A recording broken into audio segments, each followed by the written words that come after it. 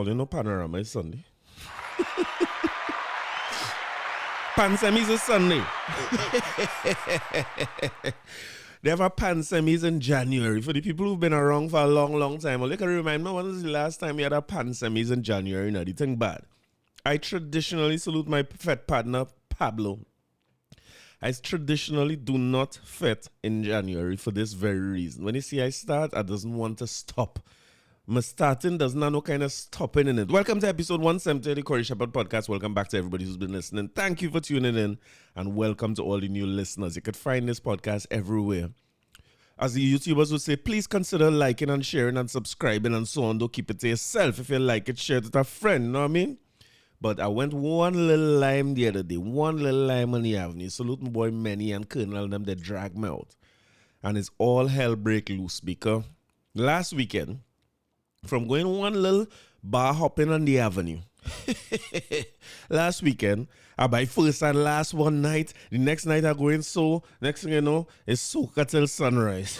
I do belong to the streets, but I belong to the road. Wait, before I play this song, right, I want it to be known that for Carnival 2024, right? I don't want to come across pause whatever you have to say, but this is modern times. This is 2024. I could be whoever I want. I could identify as what I want to identify as. And I want to put it out there now that Nadia Batson is my alter ego for the carnival. I do belong to the streets, but I belong to the You road. I belong to the road. Well, if somebody play mass with me now. I gave you a chance to love me. Now I belong to the road. What's that? You play with my heart for the last time. How you really fumble a best one. I tell you already that I'm somebody. Deserve all the love, unconditional. So now I want to go. Give me love to the road. I gave you my all. Now look at how I'll do my do. Let me loose on the avenue. I'm going and free my body. I'm going and bust the cage. I'm going and cause some trouble all over the dirty place and give my all to this day. I feel I need therapy. The way I'm getting on, this bumper is permanently all over the dirty drum. I'll give my all to this day. I'm giving everything to this day. Jump up on this stage. Giving everything to this day. Mash up on this stage. Giving everything to this day. Jump up on this stage. Giving everything to this day. This day. My love clearly wasn't good enough. I did every single thing for you. Now I'm doing what I gotta do. So now I want to go. I want to party on my own. I gave you my all. Now look at how I'll do my do. Let me loose on the avenue. I'm going and free my body. I'm going and bust the cage. I'm going and cause some trouble all over the dirty place and give my all to this day. I give my all. I feel I need therapy. The way I'm getting on, this bumper is permanently all over the dirty drum. I'll give my all to this day. What we say? I'm giving everything to this day. Jump up on this stage. Giving everything to this day. Mash up on this stage. Giving everything to this day. Jump up on this stage. Giving everything to this day. This day.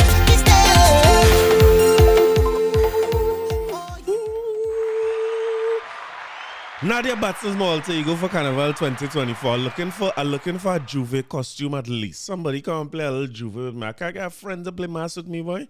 All you had the musical director tell him about the Lost Tribe. This is all you make him come to. All you really going to make me dress up in a Lost Tribe costume. Like I playing mass with Machel. I'm trying to stave off old age. I'm trying to... What Lost Tribe have a lot of, right? Is opinions, people who have a stance, people who walk, and the direction it's going is a lot of hypertension, diabetes, anything is good when you're on earth for a long time that way have a Lost Tribe. But don't carry me now. Don't carry me. I tell you, Nadia Batson is my alter ego. I want to go in a band where you have to dress up. No dress up band. Heat in me. What we calling you? Nadia.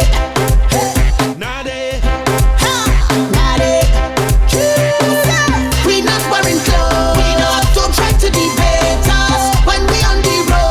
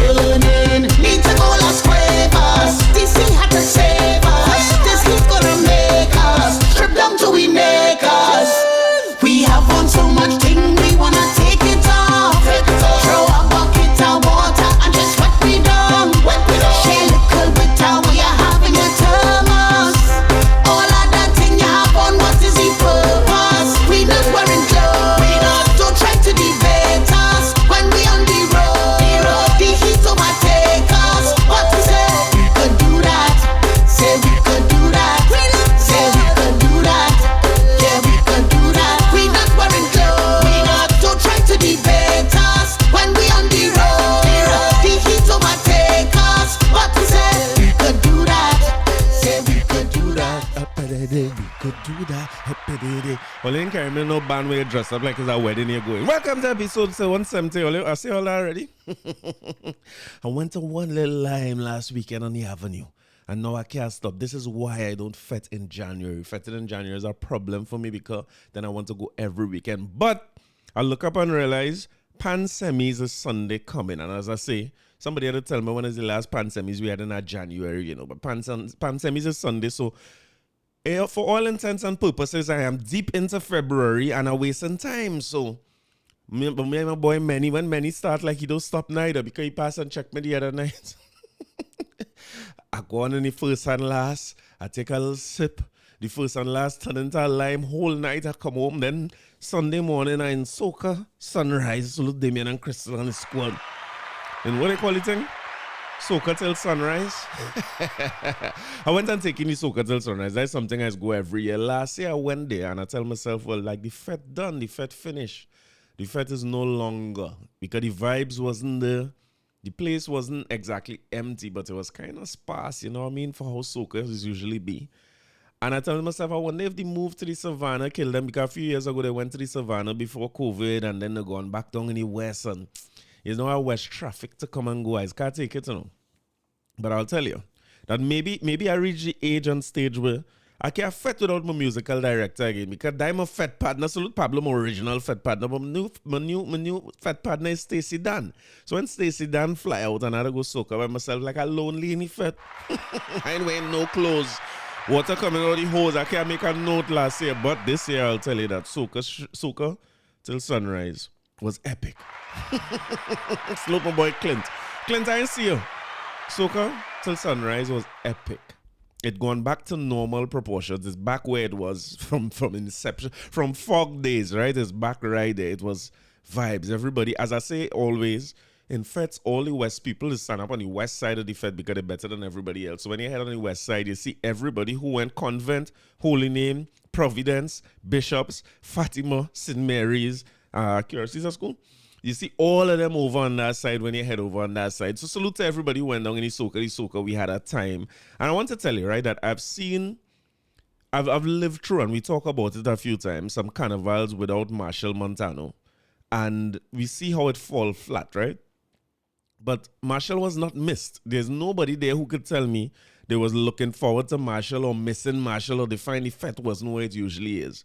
Because the performances keep flowing. Now, the word performances, I want to check on this word performances. I'll give you my Soaka rundown, right? But I see Nyla, I see Skinny Fabulous with Nyla. I see Voice, I see Vaughn with Voice. I see, did I see Lyrical? I can't remember. My head bad, right? White Oak. Blame everything I forget on White Oak. Who else I see down there? I see Kess. I will get to Kess in a little bit. And I want to say that we have a genre of music now where every artist in Trinidad and Tobago turn Flavor Flav. None of them. None of them singing this song no more. What they're doing is they're balling out the hook and then they're pointing the mic at the crowd. So wait, I pay money. Soaka done too expensive for a cooler fete already. I pay money to come and entertain Kess and them then. I paying good money. And I had to go and say side to side. Come up. And I never issue with it. No. I understand the need of the artist to preserve their voice. Well, I assume it's preserve their voice. But one of the producers, a partner of mine, salute to my boy Inigo from Premier Studios, was saying that plenty soca artists can't sing. So he said they can't sing in studio, much less live. If you can't sing in studio, live go be a problem, right? A studio is a pristine environment. You will hear everything and you will hear yourself clear. You could change up how you're hearing yourself. You could do it multiple times. You could go and practice and come back. Live is live, right? So if you can't sing in a studio, you ain't going to be able to sing live. So what we hear now, and I've complained about it many times, started by Machel Montano. I salute my boy Corey who was saying Machel caused everybody to... Machel bring me here, right? Machel is the first artist I hear playing a full backing track behind him when he's singing, right? It starts off with just the background vocals because apparently nobody don't want to pay background vocalists again. Background vocalists is a thing of the past. Soca artists are no background vocalists. I want to leave Bungie and Fayan out of this conversation for a minute, right? But soca artists have no background vocalists. So live, it might make sense for you to have a background vocalist because your breath control could be a problem in a live environment with water spraying and you have to side, come up in the middle. You will get tired and you'll lose, but your backup singer there to help you with the chorus, to help you fill in, to help you when it's 2-3 performances a night. I would think that backup singers are a crucial part of the thing. But in comes to the equipment, and what it says Ableton now, where you could basically is the equivalent of having a DJ on stage playing with the band. It's very standard. Every artist in the world using this for live performances, and you will hear their voice filling in parts of the song. But we reach a point now where what they're playing is basically the record. They're basically playing the song itself. And they come in on stage and hype up the song. So in other words, what we should be is happy to see them. Patrice Roberts come on the stage and everybody happy to see Patrice this season for obvious reasons, right? And I given Patrice a blight. Patrice could come on the record on stage and stand up and just watch people if she want for this season. She could get a blight. But the norm now is to just run out on the stage, sing nothing, and hype up. Hey, hey, hey, hey, hey. Like if they so we paying to see the DJ, and then we paying to see the artist DJ. This is why I never used to like to go DJ fetes, because I want to see people perform live. And if you go back to old performances on YouTube, the very Machel Montano and thing, them men had to sing their whole song, and they would have a lead vocalist, they would have other vocalists like Nappy and Sean Carruth, and then they have background vocalists to fill in the chorus. So in other words, they were coming prepared to perform for us.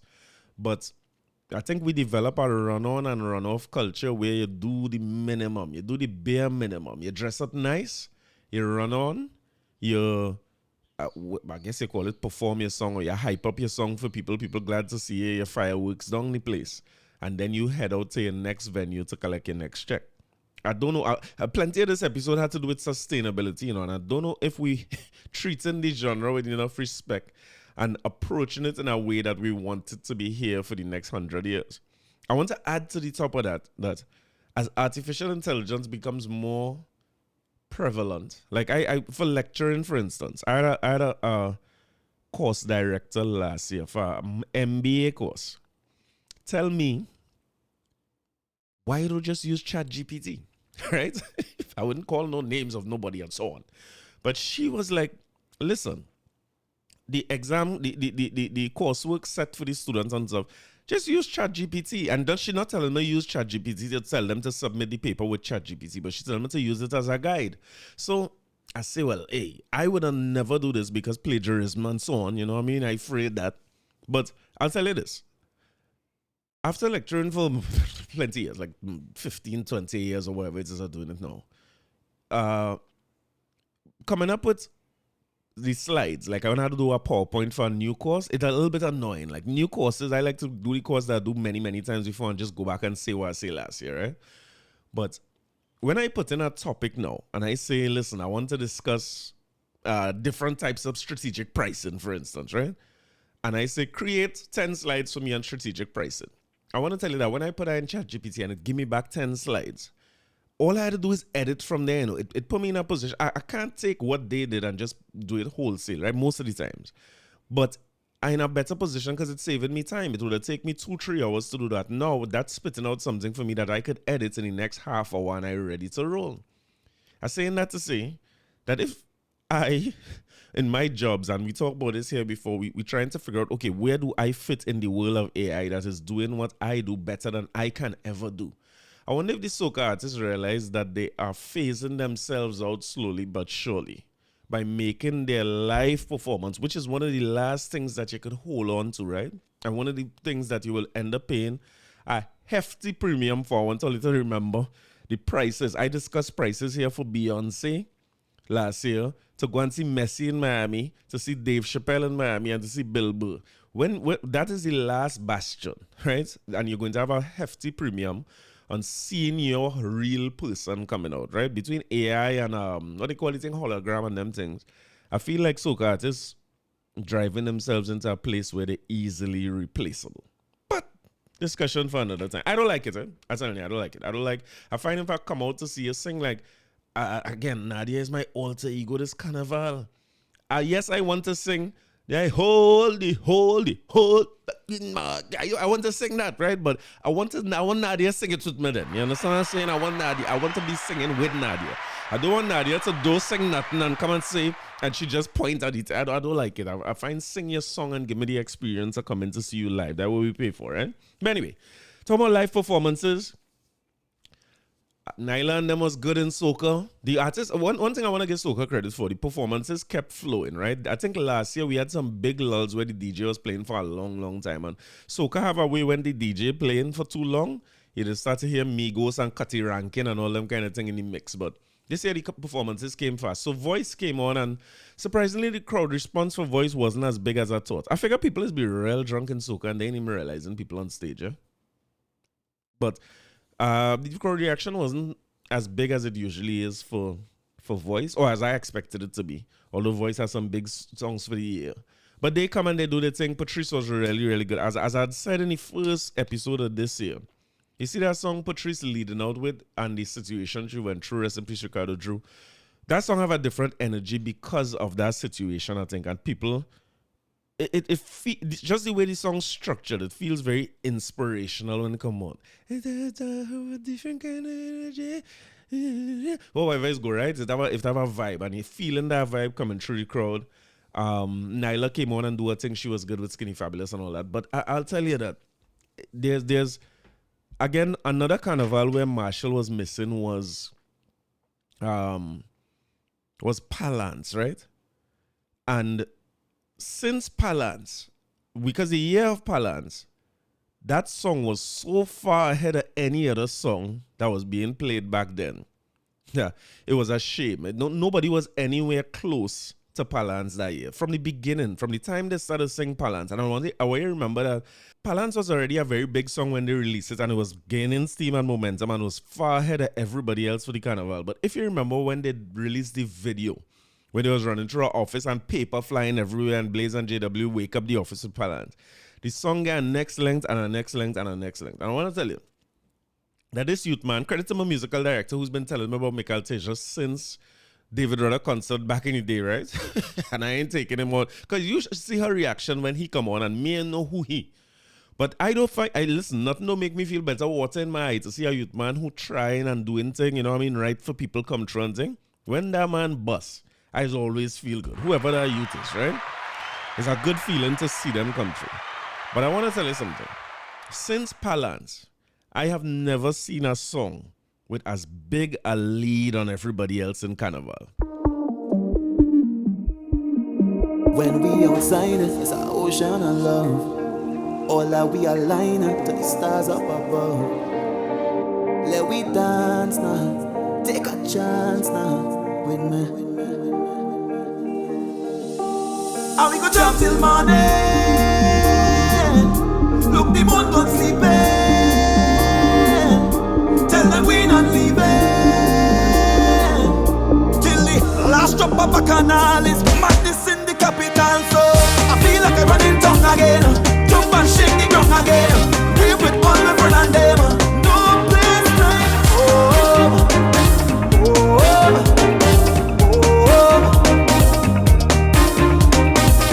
I feel like I'm running tongue again. Jump and shake the ground again. We with all my friends and them.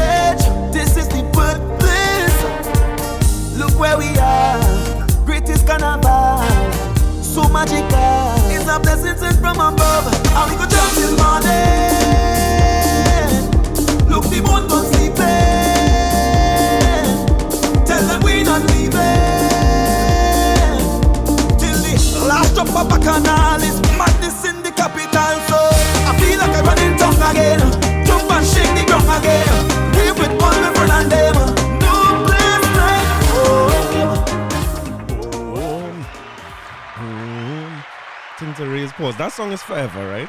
And again, listen to the song. Plenty vocals in the song. The youth have big vocals, and so the boy. Plenty instrumentation, right? So again, we kind of lost the era where you see live band and fete, right? Maybe I'd go different. Does different have bands or is breakfasts? I know breakfasts have a band for sure. That would usually be Blacks and them. All Stars. So at the past no, after Soaka, what they call the thing, Till Sunrise, I feel like in Soaka Street Festival this year, right? I went breakfasts last year. Breakfasts was great. College boy Jesse do his thing in breakfasts last year with All Stars. But I wanna see Mical Teja perform this song with a band. And I wanna see Roy K. Bassman playing boom boom boom boom boom boom boom boom boom. I want to see he playing that, and you see that little haunting kind of thing they have in the start of the song. This song just huge. The song is way bigger than any other song for the carnival. The message, the instrumentation, the voice, everything is the perfect song. That song had to be one of the perfect songs for the carnival. And it shows. Because they bring on Mical Teja in what would be usually Soaka primetime spot is when the water starts to flow very early, when the sun come up, right? Because usually if you've never been to a Soaka before, the whole party dry and you have your cooler fete and everybody fetting and having a time. It's a paint and powder flowing and stuff, but water don't come on till sunrise, right? And it's usually Machel in that sunrise spot. The fete really take off popularity when Machel film fog video. This one going on, fog up the place. You remember that? And he come on that morning, water started to spray and everybody in a frenzy, right? But they didn't give Mical Teja that spot, surprisingly. But he had the last darkness spot and fireworks with that song, and that song have a real good feeling. You see, any kind of thing that capture the spirit of carnival in the way that song, they didn't know all of we go become one and this and that, and we go jump till morning and we don't stop the bacchanal till the last drop of carnival. All they go really make me play Master Lost Stripe, boy. Again, to this like, well, you know, put me through this, boy. But that song is costume song. Now I'm looking for costume money and these things. A Juve at least. If I could find myself in a Juve band. Oh Lord, sexy Maruga gal. But after Mical Teja come and destroy the place, it was hard to follow him. All he sing is that and Lorraine and he have a song from last year. Is it Hollywood? I can't remember the song he had before, but it's a big song too. But that was the song about David Rudder. Or the song with David Rudder in it. That's why he was on the David Rudder show. But as simple as my song was, unbelievable as it might be, he was a real hard act to follow. Kes came on after for the water segment. I want to find the song Kes play for all, you know, because Kes pushing his road match song. And of course, the road match battle always have a little mafia involved. I feel they have a few people in the road match race. Destra have a big road match song. That first song I played by Nadia Batson is a contender, and as Nadia Batson continues to perform that song, that will continue to get steam. What Bungie have for the road match? Carnival have a contract. I'd really play some more Bungie here, you know, more biases is so bad. I just can't take this other Bungie's lyrical, miracle, gimmickal, also cynical. I can always take that in my ears, but he is one of the greatest that they have. So I will play Bungie Contract, which to me is a slower song, but one of the biggest songs for the carnival. But Kes come on pushing this song as his road march offering, right?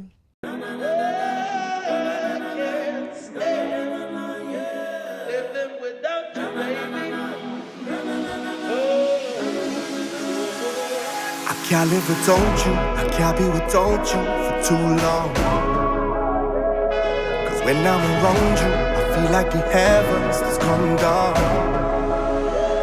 I feel it in my soul every time we on the road is a miracle. A million strong come together for the masses so spiritual. Look at fire in the waist down there. Them pretty girl don't play. They take the whole highway, Lord. They come for the mass. How you shine on me? Thank God that I could play with you finally, yeah. Cause your love is a miracle. For all of the times I can't let go, it's all that we're waiting for.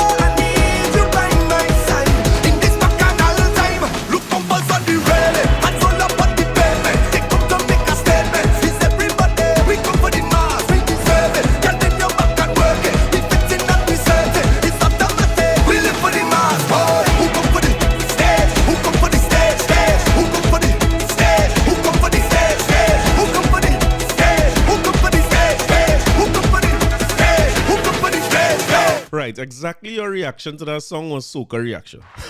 Nobody will take on that song. Can sing. He tried best. He run up and down. Nobody. That miracle song, that not gonna make it. And again, sometimes it's hard to judge these things when you're in January, yeah, but Carnival is week after next week. That miracle, that not gonna be in the mix. So I feel like Nadia Batson's song could be up there. You know what I mean? Because it have all the elements of a road march. And I would like to see Nadia win a road march one day. You know what I mean? As my alter ego, I would like to see Nadia win. I want to see Nadia take them, but I'm not sure that anything is coming anywhere close to Mical Teja. I did see as well over the weekend that Experience went on and Makudi socials. Experience looked like it's a vibe. Experience looked like the big fete of the season now. They started off a couple of years ago. Was Experience happening before COVID? I can't remember. But Experience looking like the fete with the numbers.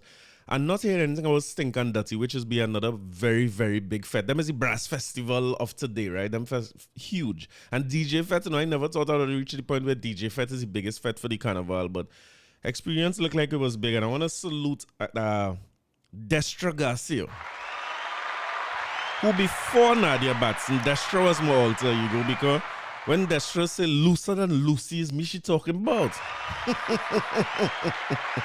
When she say, my name is Bacchanal, call me Bacchanal, that me she talking about. And one of the things I feel Destra making this a part of her act. I salute to everybody else who was in Experience, because the performances look good, people look like they had a great time. Judging crowd is a hard thing to do now, because judging crowd long time used to be who jump and wave the most. Now you kind of had to judge it by how much phone come out fastest for which artist, right? It's a different time, right? But Destra have this thing that she making a part of her act, because I refuse to believe that every time Destra has to close her show, she having technical difficulties. Because I want to say it was Independence, Julius Caesar's Army and them fit. She went on stage and they had technical difficulties, or the fed get locked off, and she went and sang all her hits a cappella, which she could do an hour worth of hits, right? A cappella. After she done sing, she could do an extra hour worth of hits. And have the crowd singing along with all, which easily makes you one of the greatest artists in the genre of all time, right? Destra is up there with the best. And she do the same thing in Experience. I'm not understanding her. Feeling like Destra is tell her DJ, here was you see, don't play nothing, make it seem like if nothing is working.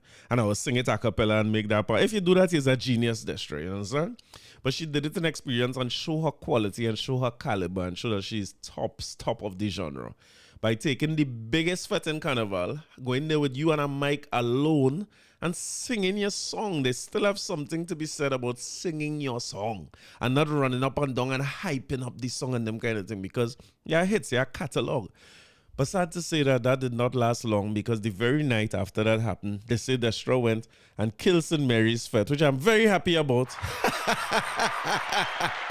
I'm so glad to hear St. Mary's wasn't good at all. I find they should put Destra every week. Destra, you are now officially a Fatima boy, you understand?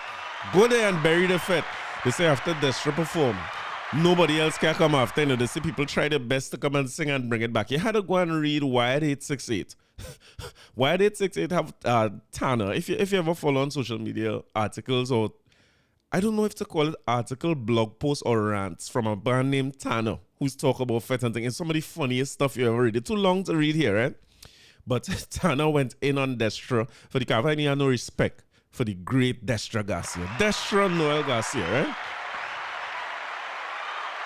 With all that said, I had to take in a little slice of Destra, because Destra always have something that up there for the road march settings. Let me take in a little slice of Destra now. Queen of Bacchanal, I go on the road. I'm so devoted, yeah, I swear that I am. Maybe I should explain how I feel, then you'd realize my love is real. Nothing else could ever come between, I swear, I swear. I declare my love affair, for this to the ritual, and the memories we share are made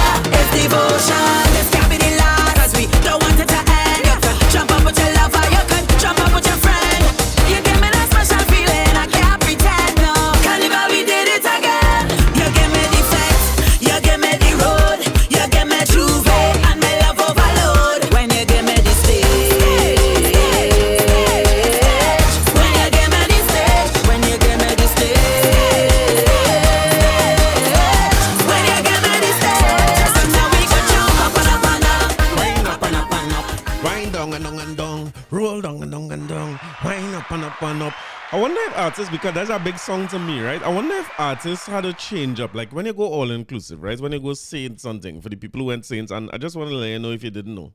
That St. Mary's tickets come out at $1,500 and $2,000 if I'm not mistaken. And they see tickets selling for as high as $4,000. Now, VIP, I don't understand how you claim to have the ultras of the all-inclusives, but they're still selling VIP tickets. It's the greatest scam of all time, right? So when you go VIP, you get Johnny Walker Blue and so on. It takes me back to partying in Jamaica, at least back then, right? When I was there, all 2006, 7, 8, 9, 10, all them years, right? When you go to big events, like big either corporate events or all-inclusive type events, they're equivalent of all-inclusive event. I'm not talking carnival now, right? Outside the carnival. When you go upscale events, I'm going to put it like that. They have a VIP, you know, but you know how you get any VIP? You have to be a very important person, right?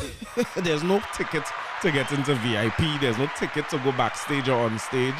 If you're going backstage or on stage, you concern artists and you concern production. If you're going VIP, you have some status that puts you in the VIP section, whether it's you're a corporate leader, you're a politician, you're whatsoever it might be. So this notion that the most expensive fete in Carnival could still have a VIP, it just kind of shows you the separatist nature of our country, right? That's what we like. We like to put one person so on. We like to go and watch down on people, you know what I mean? It's like St. Andrew's Fete Carnival Sunday. $200 and $300 US a ticket. But you don't on the ground for that $200, and if you want to go upstairs in the upstairs, you have to pay $500 and $600 US and watch down on the paws, watch down on the povers that can't afford the VIPs. One of the greatest things I see. But yeah, I always say Destra kill the thing, man. I ain't like Wally do Destra at all. But again, I'm thinking when you go to these types of fetes like St. Mary's, they say she complain a lot, right? And she talk all these certain things.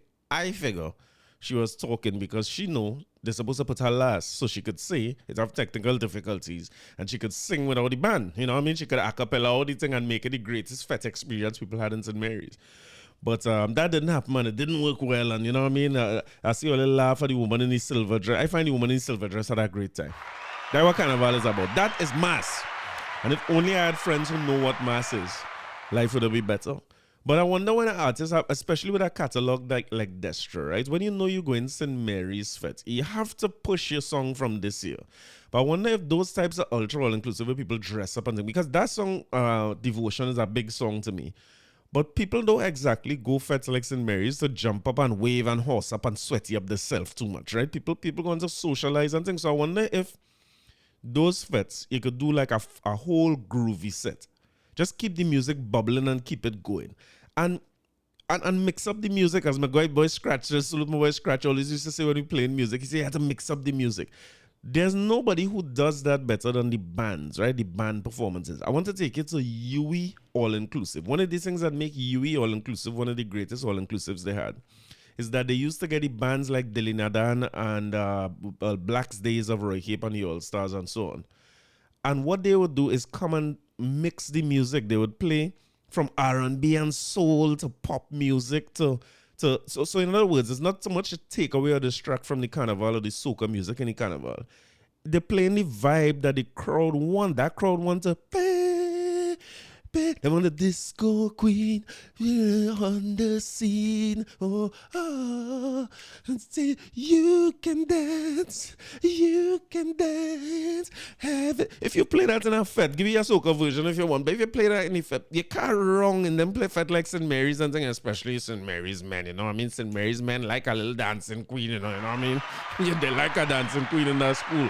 So if you could mix up the music and play a different type of set instead of just coming and sandwich your whole performance in between your road march, it's almost like beyond the artist just making we sing the whole song.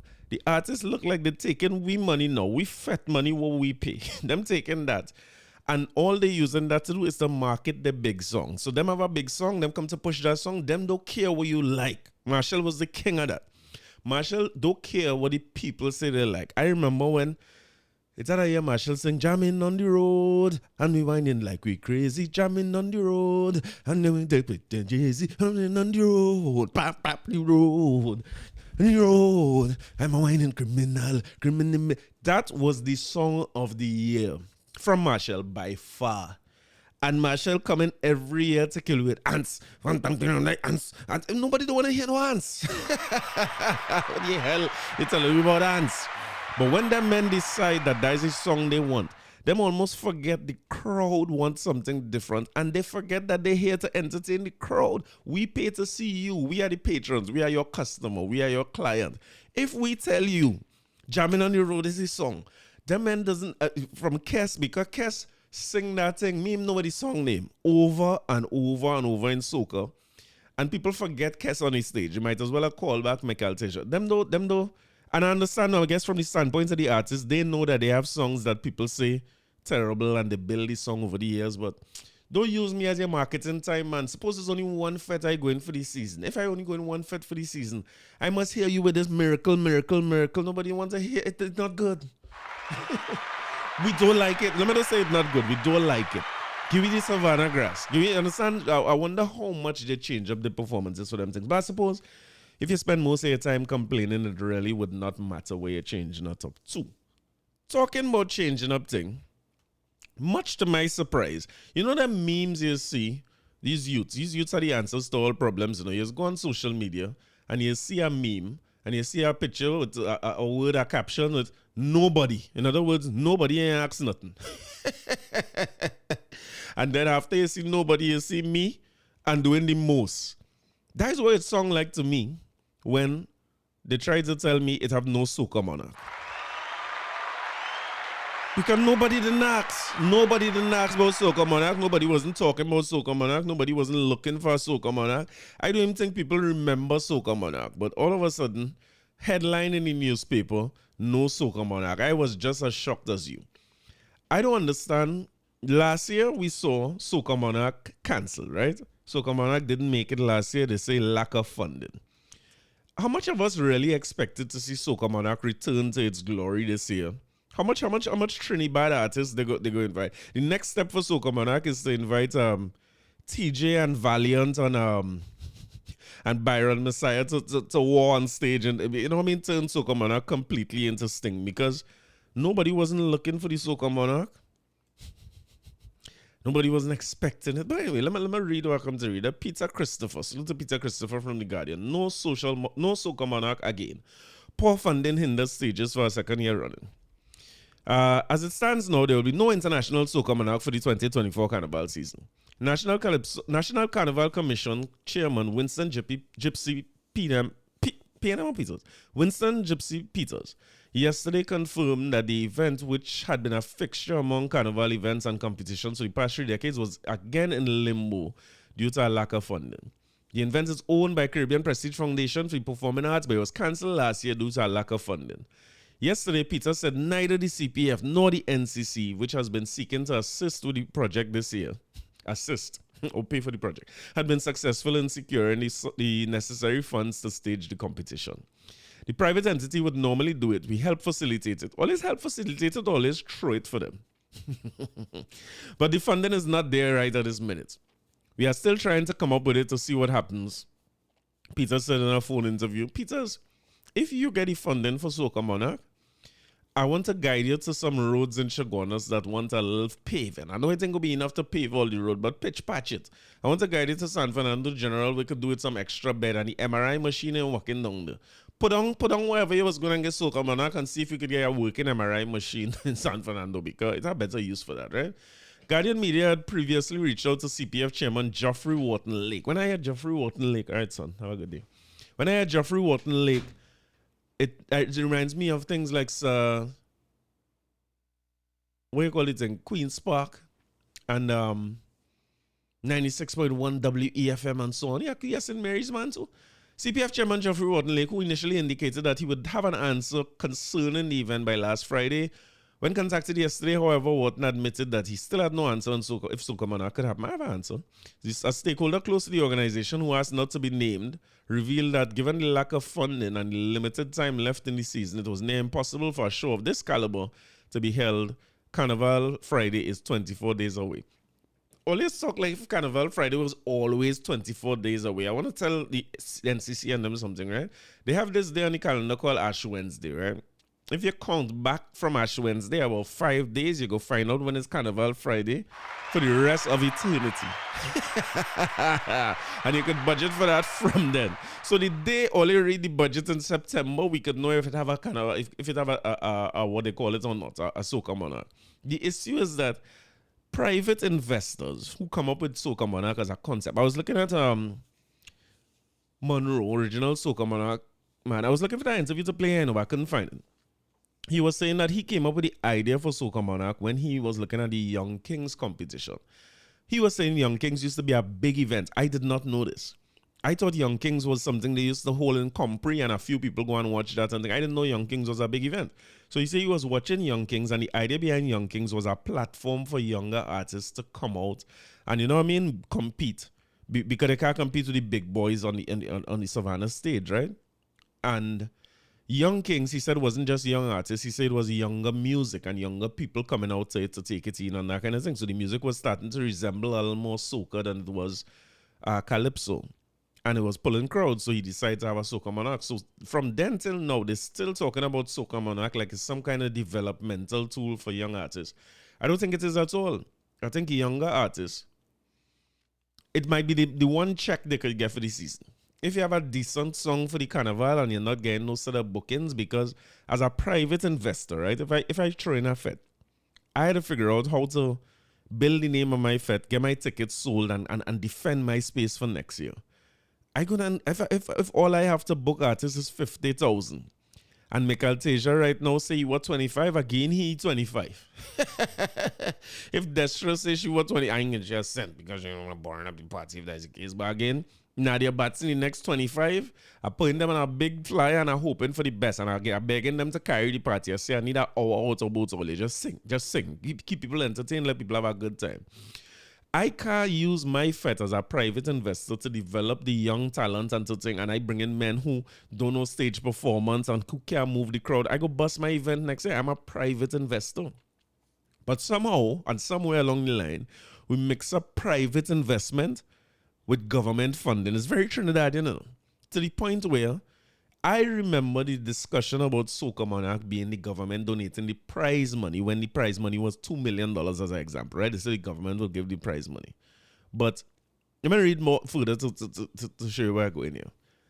The stakeholders said it was disheartening as several artists, particularly younger ones, hoping to make their names in the business, had reached out to CPF asking it would take place. I think younger artists, managers, called there to see if they could get a little $2,500 or whatever is the appearance fee. The artists, the stakeholders said, felt that without the competition, they were denied a route to build their brands further. The stakeholder argued that given soca's importance to Carnival, there should be greater investment by the state akin to that scene to revive Panorama. I agree with that. I agree with the fact that Carnival is important to the culture and the state should invest in it. How the state invests in it, I have an issue with. I don't see these things as being very developmental. They're not tourist-oriented. They're not designed to sustain the genre for a long time. They're not designed to empower youths or help them. And I don't know. The investment might be better served going towards places like UTT, who seem to be able to push out a lot of talent year on year. I'm not sure that the competition prize money is the best way to do this, right? I'm also not sure that the investment to revive Panorama is really what revive Panorama. What revive Panorama is the amount of youths who get involved in Pan now. I was extremely happy to see. Remember I told you I was going pan crawl and think, man, don't go nowhere. I was talking about going somewhere and then when it's time to come home, my house is a problem. But you all saw the video going around Renegade's Pan Yard on Charlotte Street, how much people pack up Charlotte Street to see Renegades rehearsing for Pan Sunday. I like that. I like to see that. What brings out those crowds is youths. You see, when youths start to get involved in anything and they start to love it. If you depend on 40-something pluses like me, so we don't leave home. We go leave home every now and again. Let me put it like that. But the people who go out often and stay out long is young people. So once you are young people and again the support of young people, anything could revive. So any investment that the government had to make had to focus on youth. It can't be focused on $2 million prizes to get Machel over and over and get chalk dust over and over. It's not going to make sense. But this is an independent. Also contacted was Minister of Tourism, Culture and Arts, Randall Mitchell. He's still around? Randall Mitchell. He said the government had given the NCC an allocation to oversee the events of Carnival, but stressed that Soca Monarch had been traditionally a private event.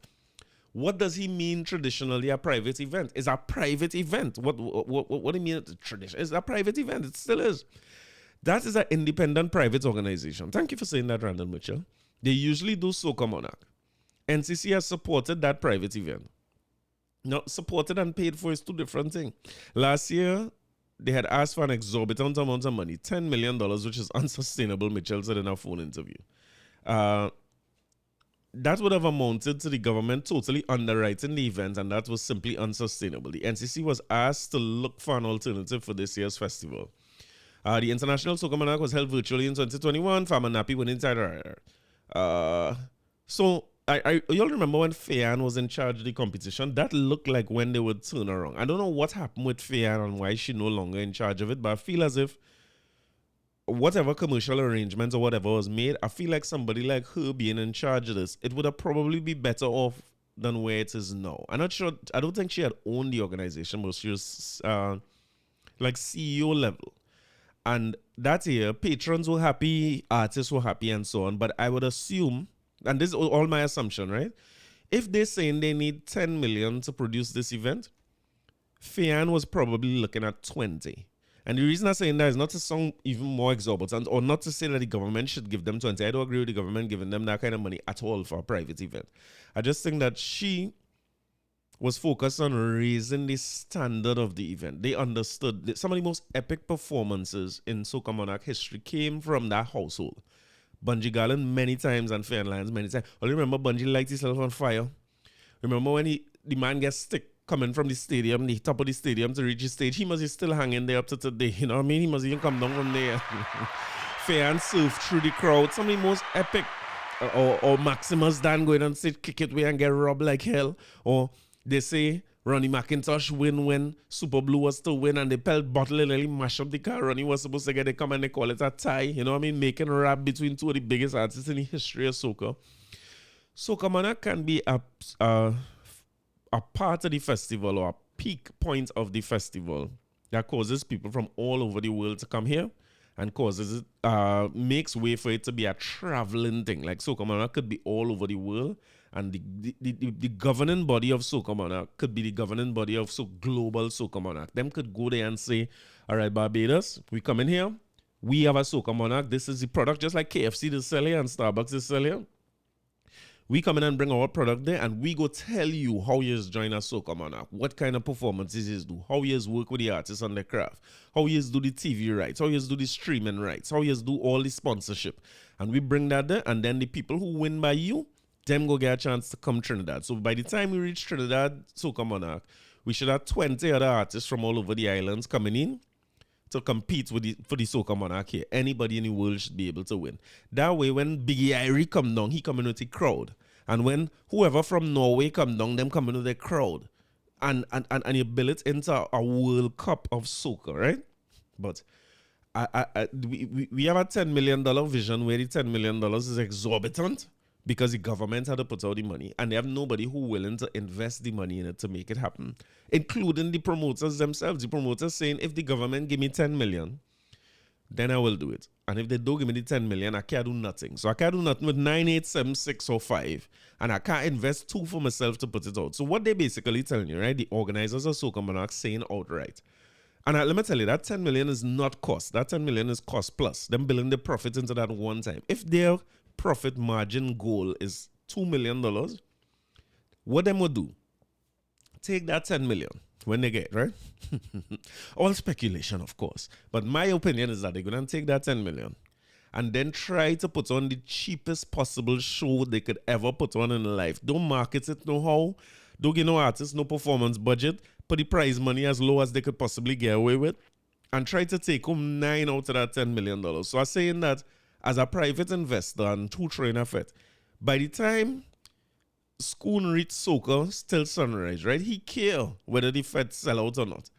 Sheppy and them who doing different, the Kyrie people, them care if the Fed sell out. So be on all the private promoters, right? Air Committee, Illusions, call all of them name. They care about how the tickets sell. So they will market to suit. They go adjust the price. They go thing. They go, you know what I mean? Adjust the event. Have new decor. Private Ryan coming on a new theme now this year.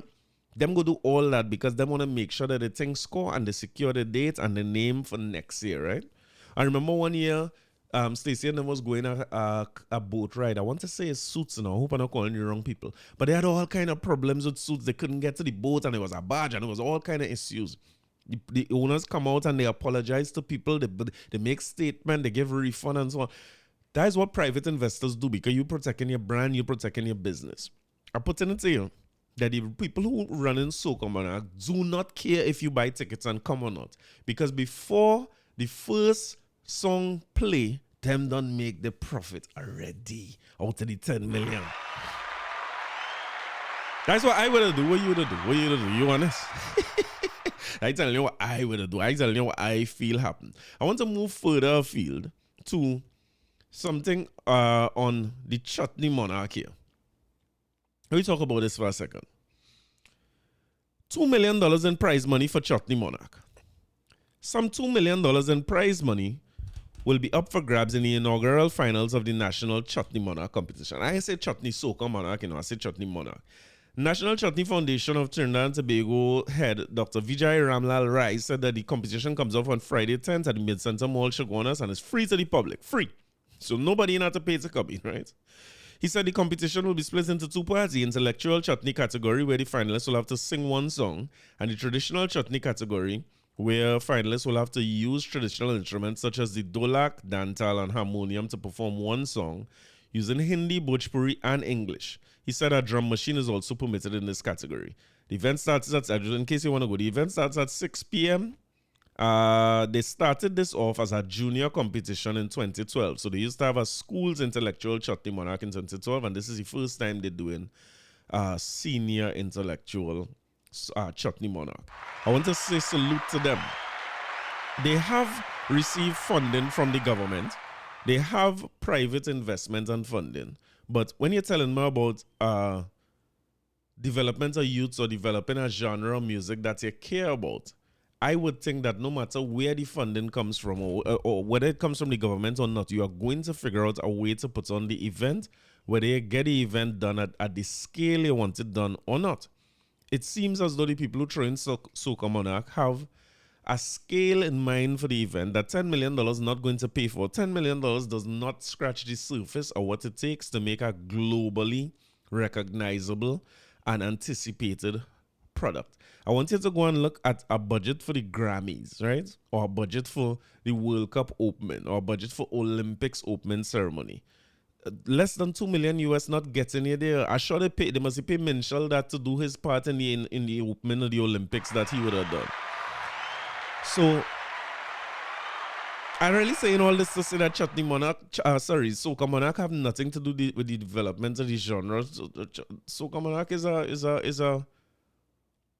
is a profit-driven organization, as it should be.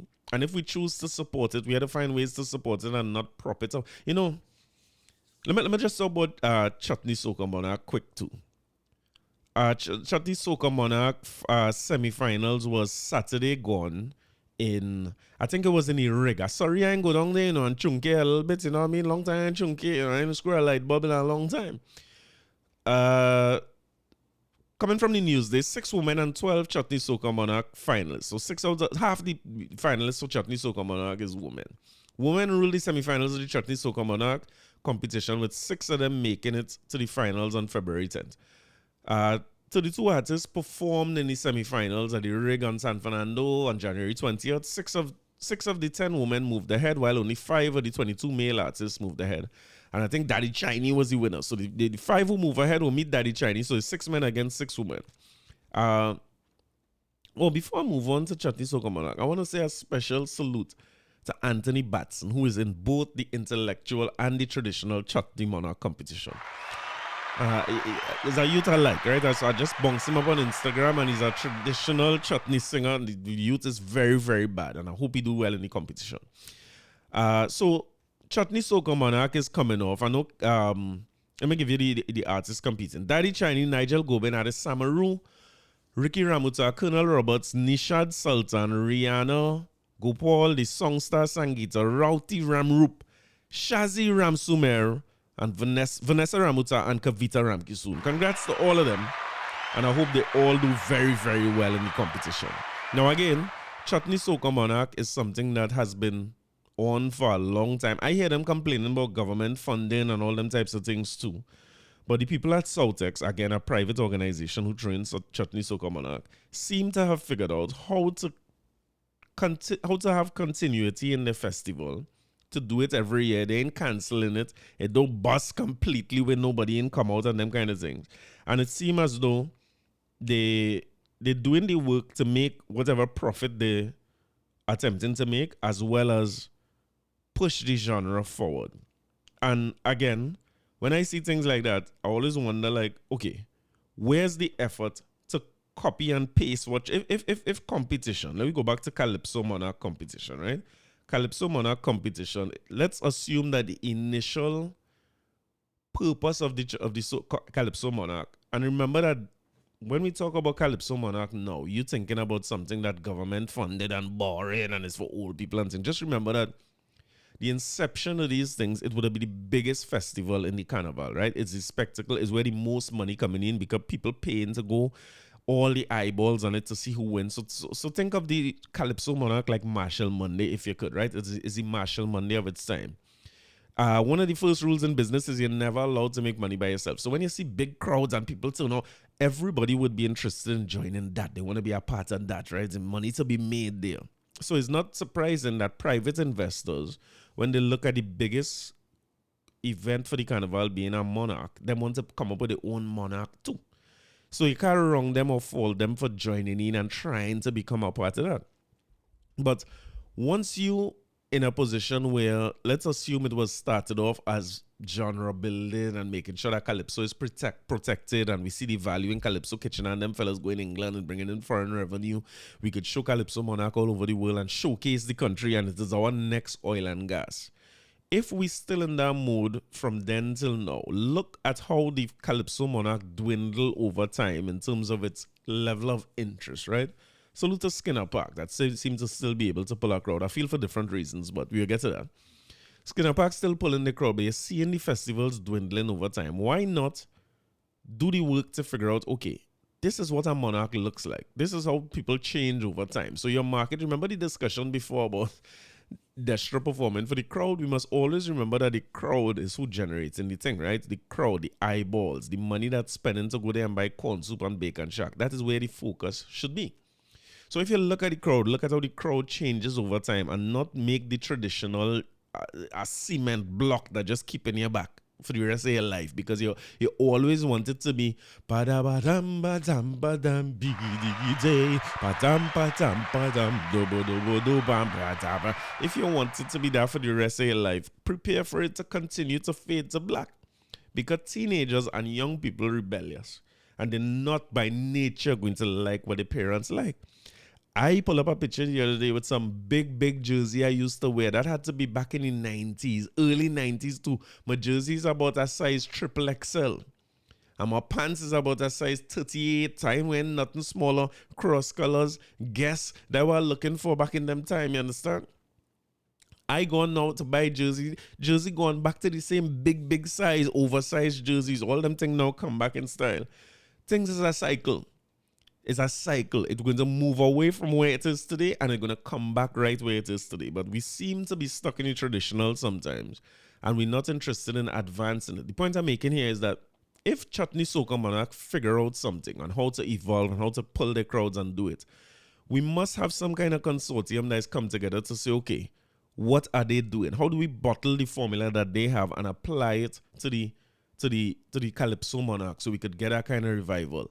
If Calypso Monarch somehow Skinner Park full every year, man singing one song, they singing two songs, Calypso dying, Calypso ain't dying, it's a new Calypso, Soca is not Calypso, it's a groovy and it's a, through all those evolutions of time, Skinner Park still full. Then it must be something that we could look at as Soca Monarch. And when I say bottle it, I mean academic the thing. Teach people how to do it. Try to come figure out what is Calypso Monarch doing in South that we could replicate in a Remo, when Calypso Monarch have the Soca Monarch have the semifinals? What can we replicate? Or Soca Monarch have something that is beautiful that I don't think people is pay much attention to. When Soca Monarch going on, I want to say whether Soca Monarch is good, bad, or indifferent, both semis and the finals. You see, Twitter is on fire while that thing going on, and I'm not sure that we're paying attention to that we call it a phenom, right? And that Twitter driven by younger people, right? That is not old people like myself on Twitter whole day, whole night talking about. And yes, part of it is they bad talking J Angel like hell. They're talking about J Angel and she fall off the table and the chair and she this and she that. But eyeballs, that's what we're looking for in marketing. If I am the number one trending topic on Twitter because Tim run on the stage and he run and he fall clean off, there must be some way that we could study that and figure out, okay, how did they get here? What it is? Okay, so some gimmick kind of things go work then. If we are gimmick people, if we encourage that, where people do gimmick types of things, or we allow people to make fun of us or make fun of themselves, all right, so that go drive social media, right? If you do it in a festival style where people could come in and they don't even matter listen to Calypso, they don't even matter listen to Pan, they could go on the greens.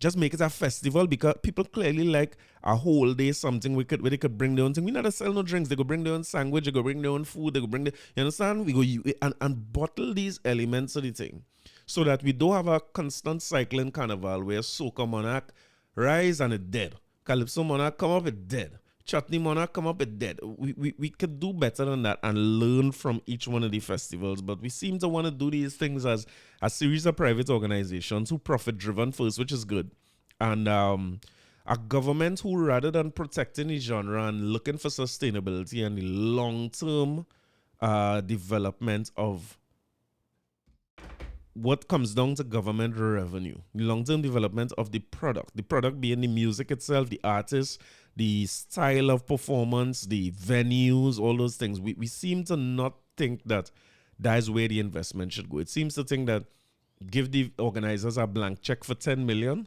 and hope for the best that they're there in the next 10 years. Anyhow, me I come here for all that. I come here to listen to music. And I want to play for you one of the people who they say could be one of the forerunners for the Chutney Soca Monarch. It's a drinking time again. Dance, then you dance, then you dance, then you dance, then you wine like a yo. Then you wine like a yo. Take a spin, take a shot, take a two, take a three. Ladies, take a shot. Suda ese copo esta noche, mueve ese copo para allá, mueve ese copo para aquí, para allá. Take a two, take a three. Ladies, take a shot. Suda, quema esta fiesta esta noche como un volcán, como un volcano. Mueve ese copo para allá, ese copo para aquí, ese copo para allá. Mueve esa cola para arriba, para abajo. Mueve esa cola para arriba, abajo. It's a party time again. It's a drinking time again. It's a party time again. It's a drinking time again. Dance, then you dance, then you dance, then you dance, then you wine like a yo. Then you wine like a yo. Take a spin, take a shot, take a two, take a three. Ladies, take a shot. Me know the artist, me know the singer, me know if he in Chutney Soca Monarch, I can try. I just like the fella, you know what I'm saying? Going back to Gypsy, NCC's allocation for 2024 Carnival is insufficient. Gypsy no in the government. The chairman of the NCC is complaining about the insufficient money allocated by the government to host the 2024 edition of the annual event. The NCC has been allocated 141 million to manage this year's Carnival. The figure represents 6 million yet less than what the NCC received in 2023. Winston Gypsy Peters disclosed the Commission's 2024 subventions, which he described as inadequate and worrying in an interview with the Sunday Guardian on Wednesday. Party get pulled back on. Peters felt 200 million would have been enough to host a successful 2023 Carnival, but they got 147 million last year, a shortfall of 53 million, and now they get 141. Peter said every year the government has been slashing NCC funding. Gypsy, next say we.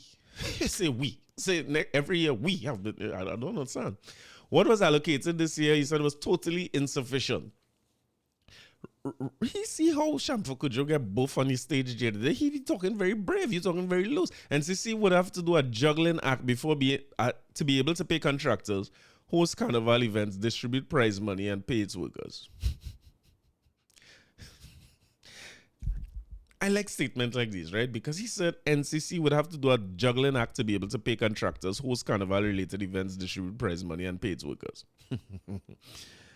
I want to say, right, that I've been in and around businesses for the last 15, 16, 17 years, you know what I mean? Every month is a juggling act to pay contractors and host events and pay. What's he talking about? That's just running a business. That is just that.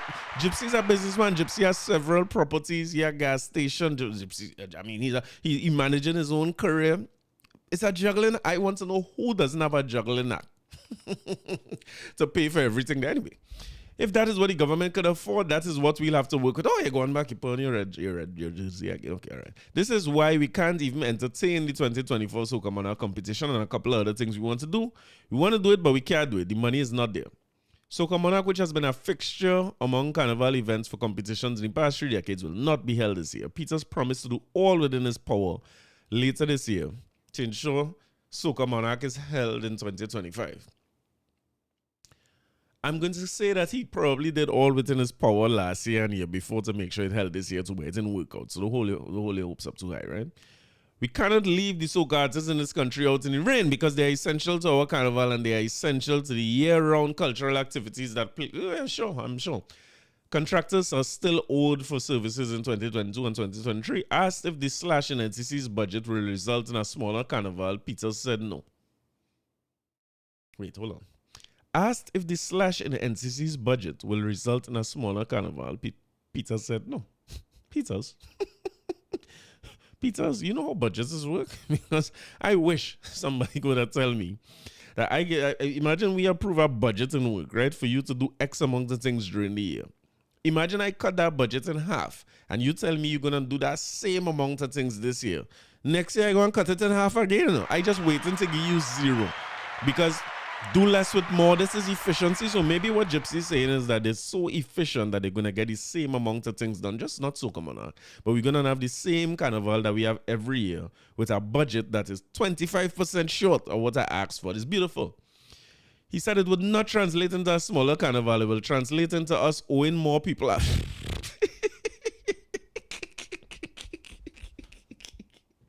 Only I want to move on. I don't want to talk about this no more. You know.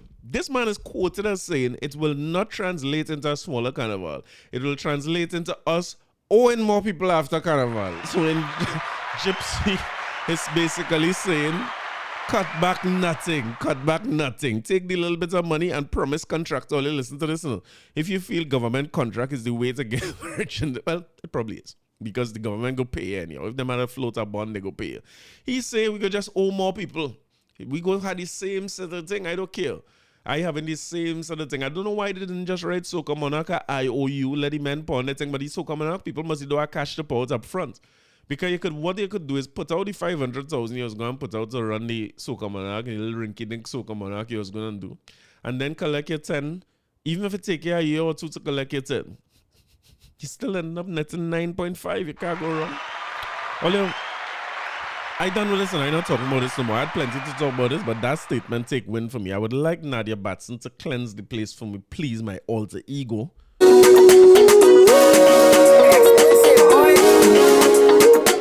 Dema tune is the embodiment of I. Yeah.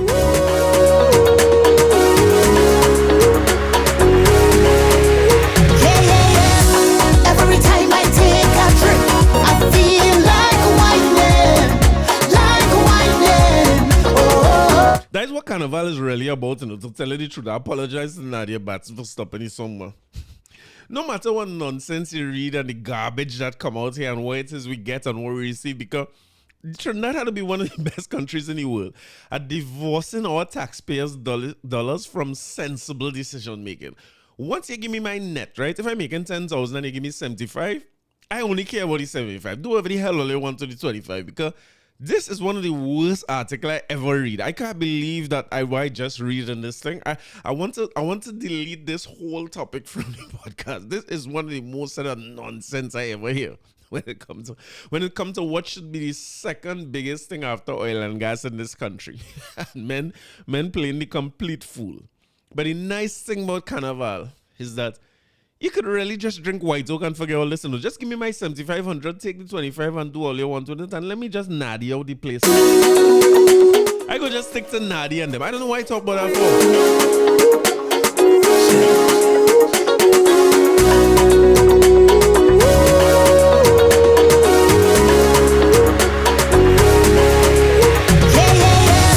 Every time I take a drink, I feel like whining. And every time I shot a thing, I feel like lightning. Oh, don't wanna be inside, wanna be outside tonight. Do everything they know for sure, I having a good time. Plus my head looks tight, I feel dynamite. Every time, yeah. From the time I take a sip, I'm ready to go.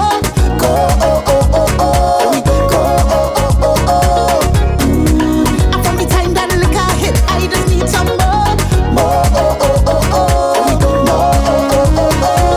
It's a bottle and spoon and a cup in my hand and a winding up on my man. Everybody focus is jam. When we leave home, that is the plan. It's bumpers inside and numbers outside, so I hope all you don't know. When you crack the seal, that is the signal to go. Yeah. Every time I take a drink, I feel like whining. Oh, and every time I shot a thing, I feel like lightning. Oh, don't wanna be inside, wanna be outside tonight. Do everything they know for sure, I having a good time. Plus my head looks tight, I feel dynamite. Every time, yeah.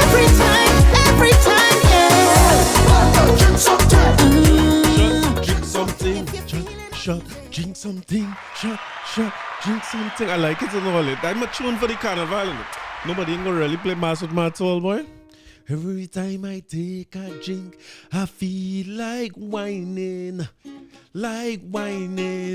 Oh, and every time I take a sip, I feel like jamming.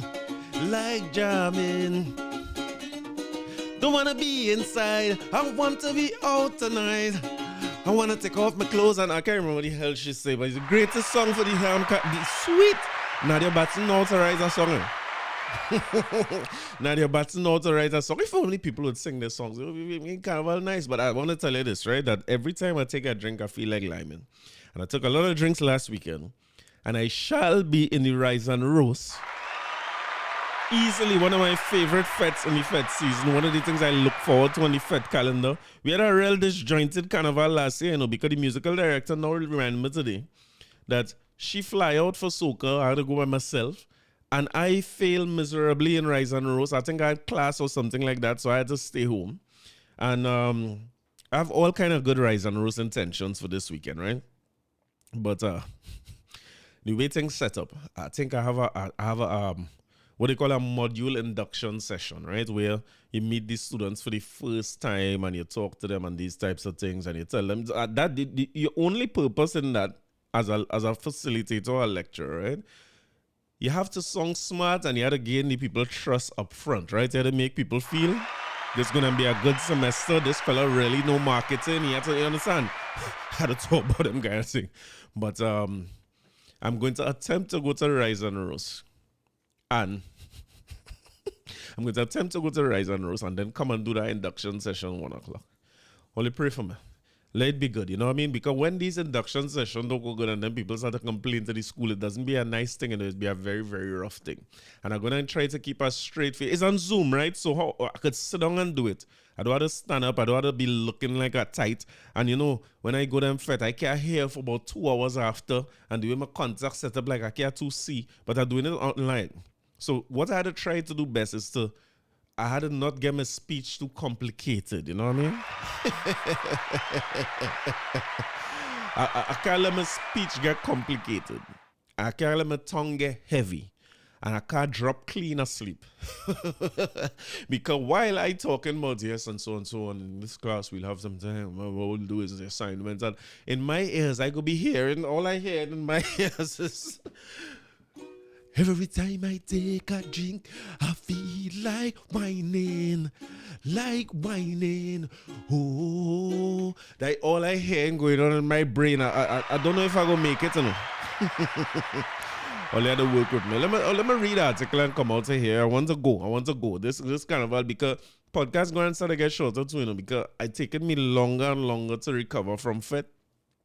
And all you busy anyhow, all you supposed to be in fete mode too, so all you ain't going no place. Who I go tell you ain't playing mass too? It's not just I not playing mass. Oh, wait, before I get to that, let me tell you about the next weekend one time.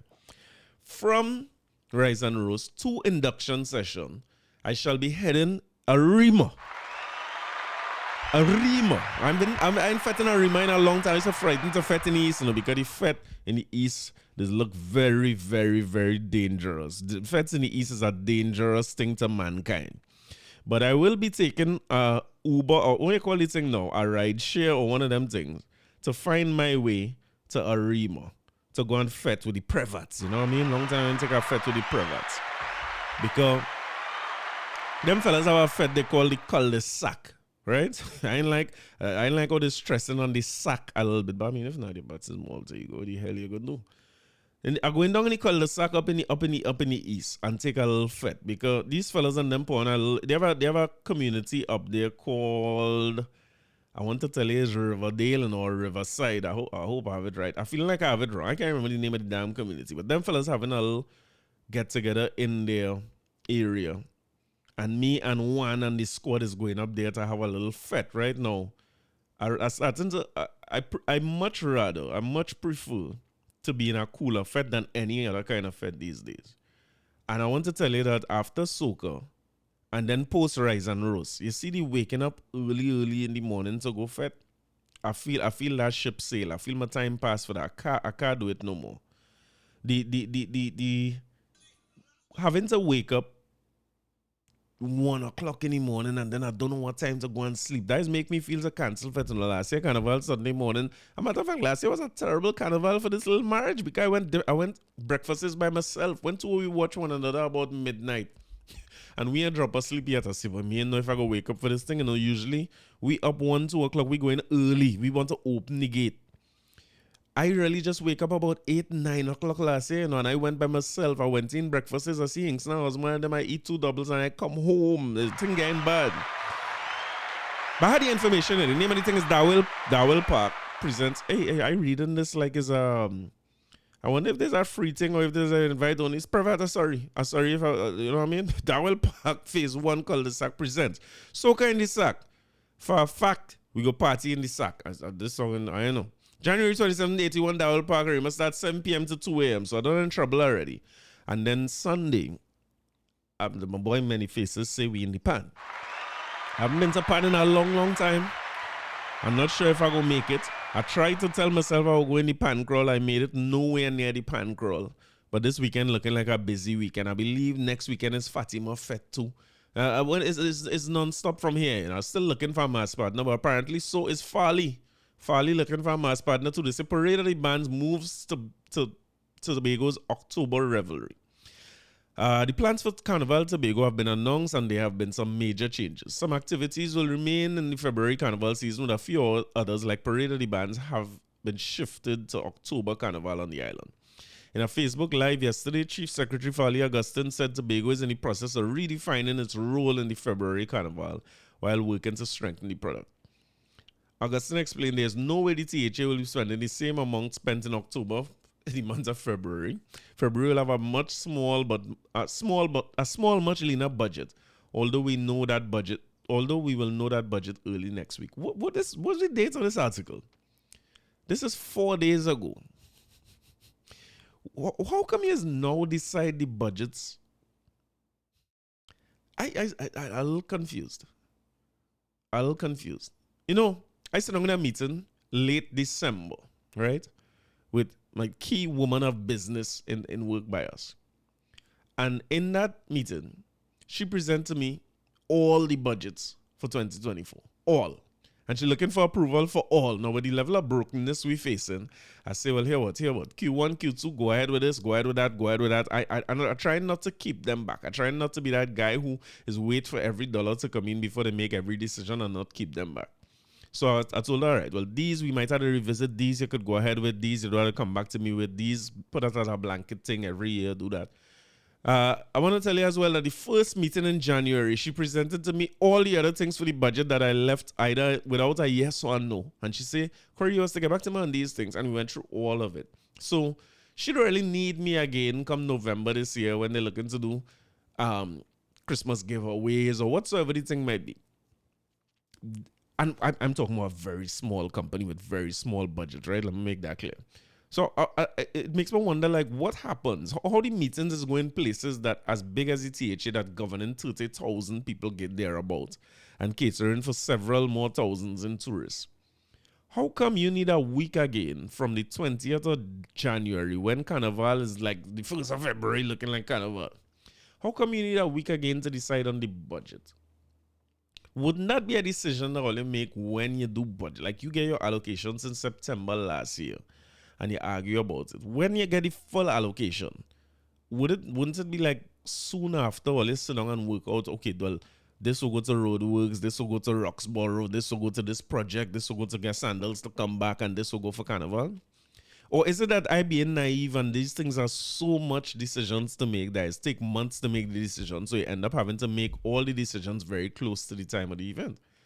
It's kind of odd to me. Somebody had to tell me, people who in government and who know how government is working and thing had to tell me that if I being foolish to think that we really shouldn't be at the end of January deciding on a February budget. The reason I'm saying this is personal, because I don't budget for Carnival. Every year for Carnival, I just say, I don't want to spend no setup. My whole budget is, I don't want to spend no set of money on Carnival this year. As I see the set of money going out for Carnival, I'm not doing it this year. That is my whole budgeting process, right? It has been completely ineffective. Because when me and the musical director start to hear music, we just start to say, what had this weekend? It's anywhere to go? Where you going? You going so? I going so? Who going thing? You going free ticket for this? You go. All hell is break loose. This is why I don't fete in January.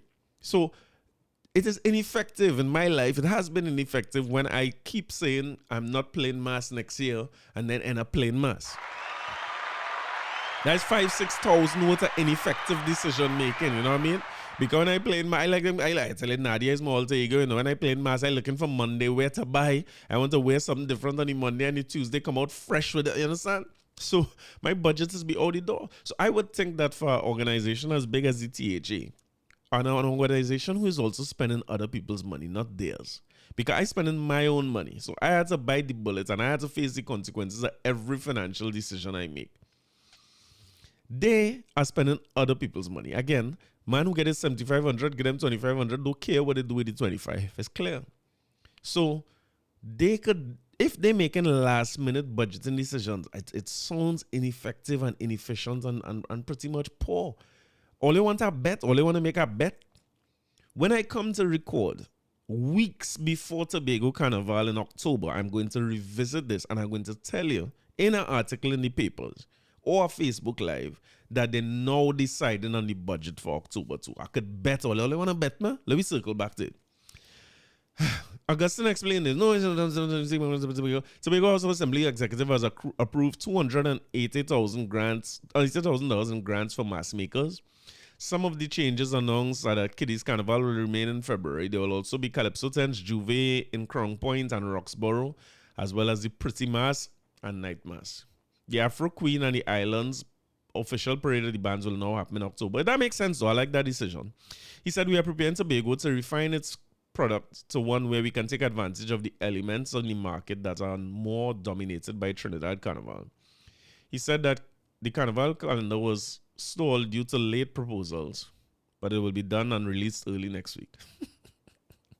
Earlier this week, NCC, well, we talk about Gypsy area, right?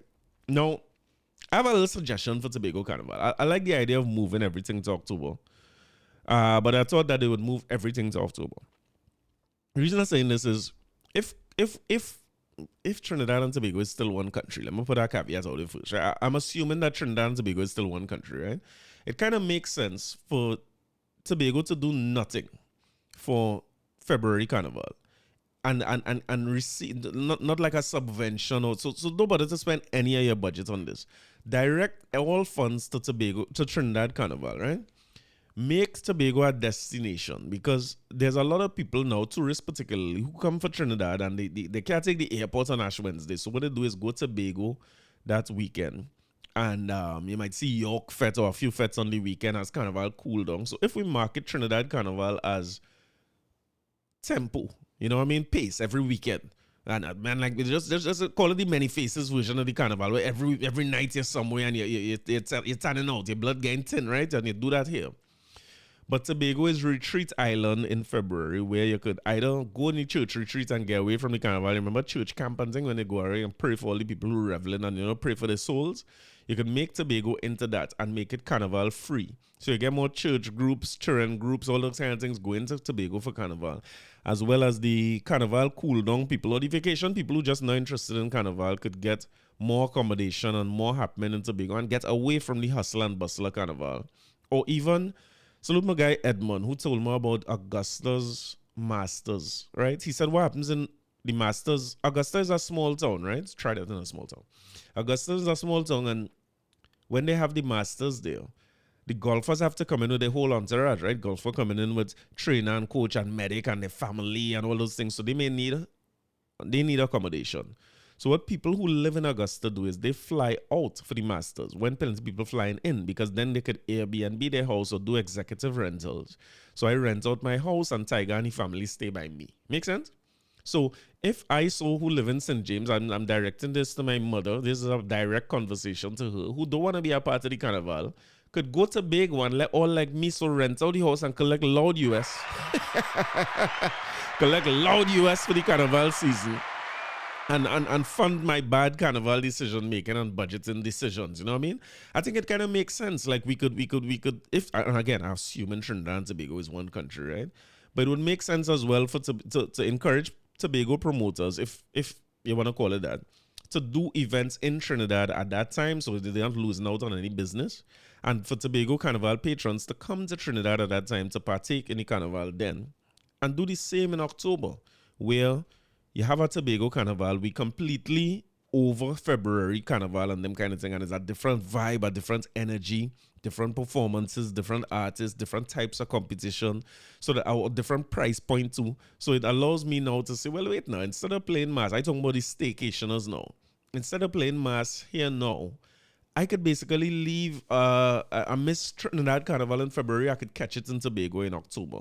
And of course, you're marketing two different things to the tourism market now, because you could get tourists come twice a year. So they come in if they miss Carnival in February, or they come in February and they love it so much, they could come and get a different version of Carnival in Tobago. But that's just my thoughts and my 2 cents. I thought that when I saw this, that is where they were headed. But of course, how the hell could I think Trinidad and Tobago is one country? I mean, Trinidad and Tobago clearly is Trinidad, and Trinidad is Trinidad and Barbados. Trinidad and Tobago is Tobago. But the reason I slip on Barbados is because I have something to play from Wally from Barbados, right? It's very random. Yes, Wally work with me here. Very, very random. But I ain't like how they treated me a motley in Barbados at all. I find this was out of line, and I just wanted to put it forward to the listeners to make all the decision all yourself, as though they find I find newscasters and thing. I hear this thing in Barbados. I feel sorry for me. I'm coming back to where I was talking about before, right? But as I don't see this Barbados thing here, let me play something for you. 1950, Barbados had 200,000 people, and the Bahamas and Belize had 80,000 each. Today, Bahamas and Belize have over 400,000 people, and Barbados has, 73 years later, 269,000 people. We have to have conversations, because as much as others would like to have the joyful way to success, there is also the need for the managed way of migration Of if course. we are not going to leave our people exposed to the headwinds. This is a very simple equation. If the Prime Minister Mia Mottley wants to increase the population of Barbados, all she got to do is encourage them to have sex with opposite sex. And so you can't have sex with the same sex and expect your population to grow. And in fact, the Prime Minister herself needed to add to the number. You can't expect the people to have children. You ain't got no children. You got to put one on the table too. And so in order to do that, you need a man. And you got to go find a man and you have sex and then you have children. And so that's nothing complicated. That's basic biology. And so the problem is it's a double-edged sword with this liberal agenda. On one hand, we want to push these alternative lifestyles. We want to push homosexual lifestyles. Then on the other hand, you're saying, oh, we ain't got no people in the country. What you think homosexuality will do? Destroy the nation. That same-sex marriage will destroy countries. That same foolishness destroys the world.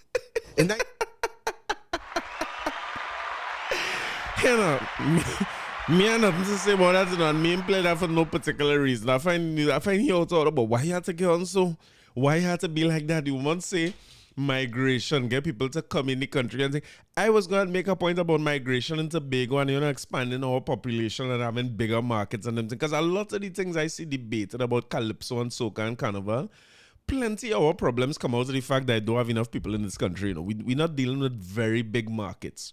So you look at anything you're doing in this country that you're selling to a niche, it could be hard. So I was looking at the papers and seeing Tricanal having its last year in Juve. It's so sad. Salute to Tricanal, salute to everything that's done for the Juve and so on, and their contribution generally, because Tricanal's show for Carnival, the theater or musical, is usually one of the better productions for every Carnival. I think they said they continue, that, but there will be no more Juve band. But I was really listening to that and saying, well, all right, I'll come and talk about population and those types of things, because if you have a bigger population, you could have more of these types of events. Artists don't have to run on the stage and protect their voice, and they could get what they deserve for very big shows, and they could do the Beyonce thing and tour the whole country and, sell out stadiums across the country. They didn't want to leave the country to make money whole year, right? But when I hear this clip from me, I decide I'm not talking about that again. I don't like how he when they went to the woman a lot, the woman wasn't talking about that. Why you had to be so aggressive with your tone on these things? But anyway, salute to Tricanal. Sorry that the Juve is done. He said there's a series of different factors. Wendell Man Warren. He didn't say that it's like it's not selling and it's a business that defunct and they're wrapping up or anything like that. He just basically said that creatives have to move on, and after things serve their time and their place and so on. And that's the truth about creatives.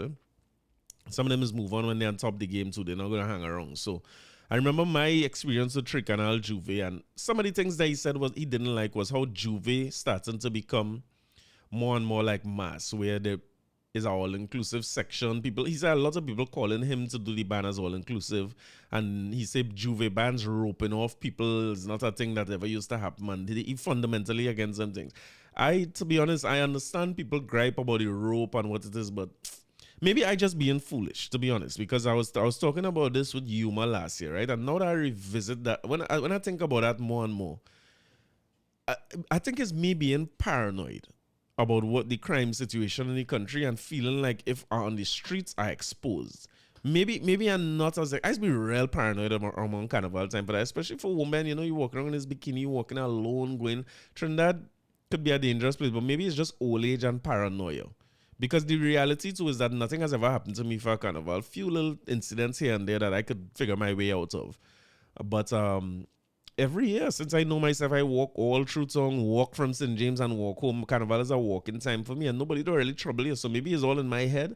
But I remember playing with Clay Juve a year, and it was roped off. But they had so much people when they passed across Stradbroke Road. Everybody jumping the band, and it was just too full, and people, I was just feeling unsafe.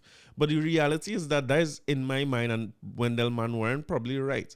The idea that revelry is exclusive to those who can pay for it is a foolish idea. And again, it's a mental construct for me. That is my own fear and insecurity and foolishness causing me to think like that. Nothing going to happen to you. People want to revel and enjoy themselves. And what stops you from just reveling and enjoying yourself with the person next to you. Anytime we live in a country where I start to see the next person next to me as a pickpocket or criminal or this or that, then am I really enjoying the mass? Am I enjoying what mass was created for? Should I just go in Lost Tribe? You know what I mean? Should I just shut up? Should I just shut up and go in Lost Tribe? And am I one of those people with too much opinion and too much thing and feel like I think to lose and they're not big, you know, you're a big work and who? It's kind of ridiculous when you listen to what Wendell Monroe was talking about. Because I remember my time in Tricanal, I got to do with a rope them time for Tricanal Juve because I crossed the stage with them. As a reveler, I want to put that out there too. I just jump in the band and I had a time with them because them days I ain't paying for no Juve costume. I can't afford to pay for no Juve costume. So I just went to the band. Nobody never troubled me. Nobody watch me like no criminal. The same way I watching youths now storming a band as criminal. People watch me and they jam and they enjoy them. I say many faces are waiting on the old Sherry and back in the day we haven't had time. But the part of it I didn't like is when we reached on stage, it was so ram-cram with masqueraders, Juve players, and revelers like myself that you can't breathe. The stage gets so tight, the claustrophobia started soaking. I couldn't breathe. I feel like I was going dead on that stage. And I never really thought of it much because as soon as I get money to be able to pay for things, I want to rope off people who, and now you can see how ridiculous the concept is. But I didn't think about the fact that Tricanal, nobody wasn't troubling me, nobody didn't putting me off the band. It might be one of the few bands I could do with it. I see Borokeets as a spectacle. I didn't know that people could just walk into Borokeets and play. So they have decided that they're no longer going to put on a Juve production and so on. They have their reasons, but I just taken a minute to thank them for everything they've done for the carnival and that they will continue to do for the carnival. Tricanal Juve is our era of Borokeets. So salute to them. Thanks for all they've done. And what kind of podcast it gonna really be if we don't have an article from Mical Mondays? I had a whole thing to talk about crime, but I ain't gonna talk about it. So, and I just want to tell all you that this is the second time I'm recording this podcast, because Digicel fought me a dangerous fight. I don't know what was going on with Digicel Internet, but they fight me a dangerous fight. I had to delete the whole episode. So this could be short because I ain't going over that crime thing to depress myself again. But Mical Mondays on the 20th of January says Kerwin DuBois protecting his energy at all costs. Now, I saw them say Kerwin DuBois come back into the carnival now. Unfortunately, I didn't know he wasn't here. But I would make me wonder, like, what caused him to leave? Like, why would Kerwin DuBois not be a part of carnival? But let me read here now. Kerwin DuBois is a musician reinvented. DuBois took a lengthy step back from music to self-evaluate and find a new creative direction. The result of all that self-work, well, I can tell you it resulted in Benderella. The result of all that self-work comes from pouring out in singer-songwriter, music producers, hybrid Carnival 2000 hit Energy Killers. A song with a self-affirming message, unexpected melodies, and a sing-along hook. He sings, I don't need to be looking sweet. Every time I walk this street, man, I'm so good. I don't need to follow no crowd to make my family proud. Man, I go so... Listen, what the hell I reading song for when you could play song? I'm going to set me up here. Now, wait, let me tell you something. Let me look for Kerwin and play this song and do this the right way. Because however I read it, it will be worse or much worse than what it's supposed to do. Every time I hear Kerwin DuBois, I remember my guy Popplewell. Because you see who really tell me that I'm ridiculous on my takes from Kerwin DuBois saying Kerwin DuBois don't really sing nothing good because he clearly is one of the greatest that they have for the carnival season. Let me look for this thing. Kerwin DuBois Energy Killers. I'm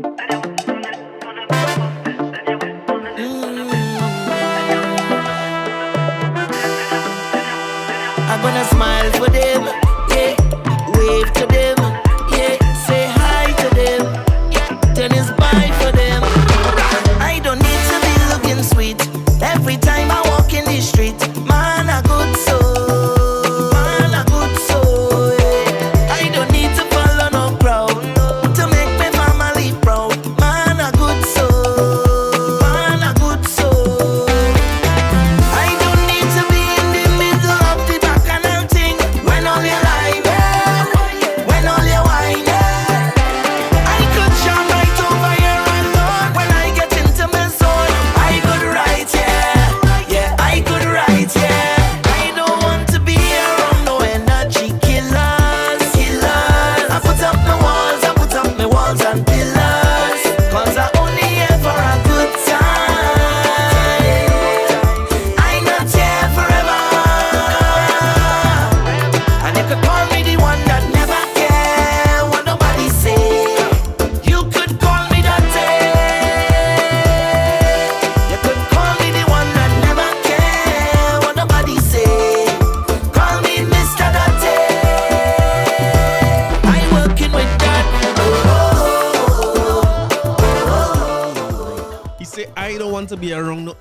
Killers. They mature, you know. I could jam right here. We're here alone. I feel like me for the carnival. The song is a clear indication that now I know who I am. Now I know what I need to do. And what I need to do. And I need to hold on to my energy. It was more me just pouring out how I feel after going through what I went through. DuBois said about the empowering song last Wednesday. It's an affirmation to me that I don't need to place myself in certain circles and place myself in certain situations to be approved. I don't need to do what everybody else is doing to get approval. Because I did that for many, many years and all it did was drain me and took me away from being me. Winner of the 2014 International Groovy Soca Monarch competition says stepping away from the spotlight was the only way to discover his authentic purpose. Now he's back with a bang. DuBois has dropped some bangers on his return to the soca scene along with Energy Killers, which appears on the Candy Dance rhythm. He has released Life After Fete on the Majesty rhythm, One Stop Shop on the Mugshot rhythm, and Talk My Mind on the Infinity rhythm. But his playful, raunchy single Benderella, however, is having the most impact on the Carnival Fete with his instructions for ladies to tip over. He's a strong woman, I find, so I say so strong, yes. When we find somebody's song now, we could wrap up on this, you know, nothing beating Kerwin. Because if all you feel you will get me to come back and talk about Kamla and Gary and Johnny Abraham and them, I can't take it. Can't do it. I do it once, I'm not doing it a second time. What is the song name? Let me see what Life After Fete song is like. Will you ever hear it?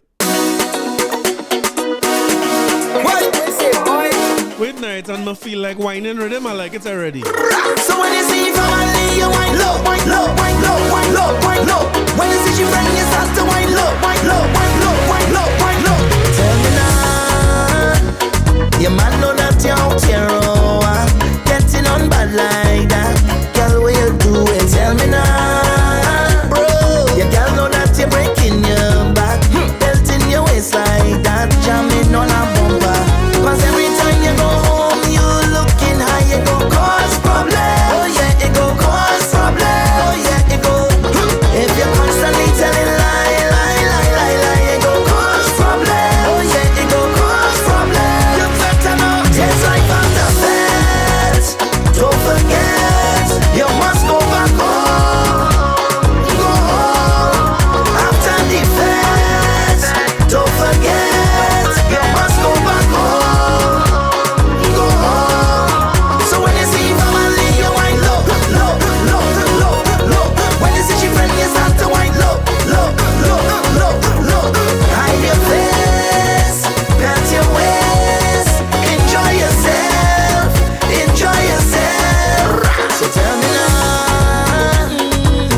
Try to just bring it clean before it turn a scene. Watch what you're doing, tell me now. You don't afraid somebody see you, yeah. With your hands in the air, jamming on a bumper. If you go back home with a different kind of smell, it go cause problem. Oh yeah, it go cause problem. Oh yeah, it go. If you constantly have a story there to tell, it go cause problem. Oh yeah, it go cause problem. You better know. Just like after fete, don't forget. I feel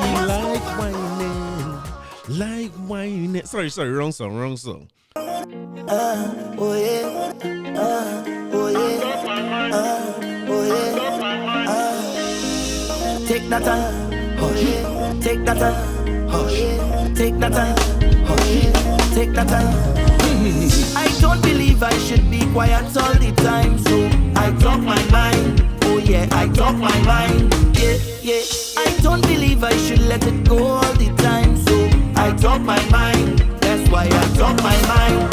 So when I say what I want, them go say I stop. But if I let them get away, what they go say? Now what they go say? Hey, you over there, what you doing? Mind your business. Hush your mouth. What you doing? All in the business. You don't have picnic to mind now. You don't have chicken to mind now. You don't have something to mind.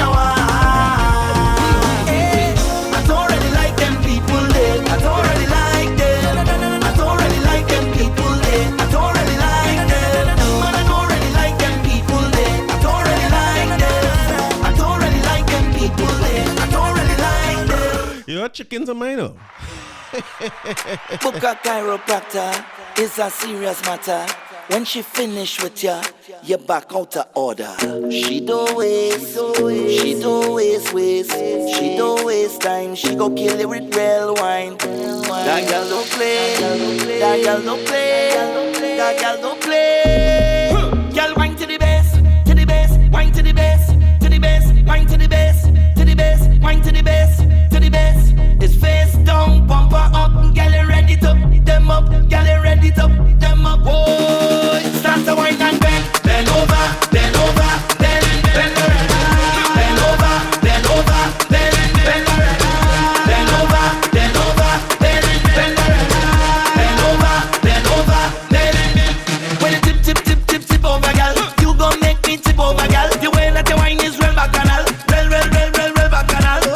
Work so hard to make your name, girl is a strong woman, strong woman. How you do it? How you do it? How you do it? How you do it? Them need to practice. You don't need practice. Girl, you know you got it. If you know you got it, girl, wine to the bass, to the bass, wine to the bass, to the bass, wine to the bass, to the bass, wine to the bass, to the bass. It's face down, bumper up, girl, ready to them up, girl, ready to them up. Start to wine and bend, bend over, bend over, bend, bend around. Bend over, bend over, bend, bend around. Bend over, bend over, bend, bend around. Bend over, bend over, bend. Take me down on the down on the down on the ground. Down down down down down on the ground. Down on the down on the down on the ground. Down down down down down on the ground. Bend bend bend bend bend bend bend bend bend bend bend bend around. You just treat the road like a stage. No man can lock you in no cage. Everybody know your name. They know you're a strong woman, strong woman. How you do it? How you do it? How you do it? How you do it? Them need to practice. You don't need practice. Girl, you know you got it. If you know you got it, girl, wine to the bass, to the bass, wine to the bass, To the bass, wine to the bass, to the bass. I'll tell you, from my little bit of experience over last weekend, Benderella is a hit. So salute to Michael Mondesi, salute to Kerwin DuBois. Glad Kerwin DuBois find back himself again. Go and check out the Express with Michael Mondesi and his exclusive on Kerwin DuBois, right? Now, as I say in Soaka this weekend, Machel was out a few carnivals before, and I know what it feels like when Machel not in the carnival. He has missed Machel and he has feel the void. I felt it several times, and I remember the second time he left he had come out the carnival for some reason or the other. Even when he came back, because Farmer Nappy and them was carrying Ecstatic at the time, even when he come back, it wasn't Machel. It took him some time to get back to the pinnacle, right? But I'll tell you, in Soaka, he wasn't missed. You're on the Avenue Lyman and the music playing, you're not missing Machel songs for the season. And even though he had stayed out of performing for some carnivals before, and he also had carnival like last year where he only performed in one fete, in theory. And before that, there were times when every weekend he's seeing Machel 2-3 times to the weekend, right? But I remember in the late years, he started, you might see him in 10 fetes. So Machel used to reach a carnival calendar saying he only in these 8 fetes for the whole season. So scarcity and Machel we're accustomed to seeing. What I'm not accustomed to seeing is a whole carnival pass without Machel releasing a song at all. I don't think I've ever seen that since Machel come out. So, but the man say he's studying the thesis and he's studying Calypso and things. So, lo and behold, much to my surprise, we get a little Kaiso from Machel. So, what better place to close than with Soul of Calypso by Machel?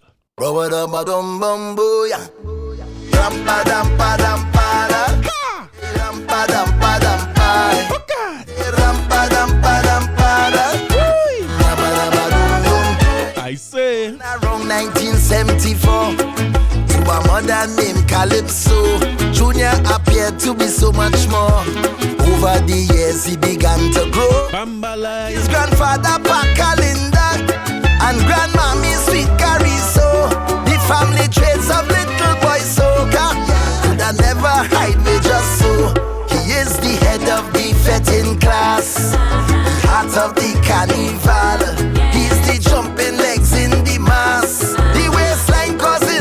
bacchanal. A mother's child feet just cannot hide. And this everybody know. If you look real deep down inside, soca is the soul of calypso. Let me hear you. Calypso is soca. Soca is calypso. Sister Chutney and brother Raga. So born here in Trinbago. So you don't have to look no further. I sure everybody don't know. If one spirit in child and mother, soca in the soul of calypso. Let me hear you. Ramba damba damba da. Sing. Ramba damba damba. Say ramba damba damba. Ramba damba dum dum. Ramba say when I dead, bury me close. Mommy say Santi Manite. Soca sing bout Bahia girl and take the Kong Fantastic Friday. While mommy down south in Skinner Park, soca in tongue in stink and dirty Juve. Say the both of them love to party in almost the very same way. Mommy love to be up in the tent while she sun jamming on radio. Mommy prefer a sit down event. The son love a truck on the road. Even though things about them might differ, it's one thing everybody know. If you're looking deep down inside, soca is the soul of calypso. Let me hear you. Padam padam pada. Yeah, ram padam padam. Tell a lie. Ram padam padam. I tell no lie. Rabba bam bam. Look, soca grow up to be a big man. Now, almost 50 years old. His grandchildren set out and plan to be famous like him round the world. Looking back at all his years on the things that he made us do, the grands have no doubts and no fears. They'll have the whole world doing it too. Moving to the left, moving to the right. Yes, balancing whole night. Feeling hot, hot, hot for slide. Dingo laying in share delight. From tying we head with cloth like Baptist to jumping and waving flag to and fro. Soca is a spiritual bacchanales, just like calypso. Let me hear you. Calypso is soca. Soca is calypso. Sister Chutney and brother Raga, cousin Tassa compelling more. Say you don't have to look no further. I'm sure everybody don't know. If you're listening to sweet soca, you're bound to hear sweet calypso. By now I sure everybody know this Kaiso is a metaphor. But be aware also, I too was born 1974. They once called me a calypso singer, cause I couldn't write songs like Sparrow. Since then I write a lot of hit soca, and now I write a hit calypso. Let me hear you. Ram padam padam pada. Ram padam padam pada. Ram padam padam pada. One right here in Trinbago. Oh Lord. You don't have to look no further, cause from Pina straight to Togo. If you look deep down into soca, you're bound to find sweet calypso. Ram padam padam pada. Hidibi dam padam padam pai. Hidibi dum padam padam beda. Hidibi dum padam padam pai. Harigi dengi bingi ding bodo. Hanky di pam pam padam pai. And now I have to go to work, so I telling all they could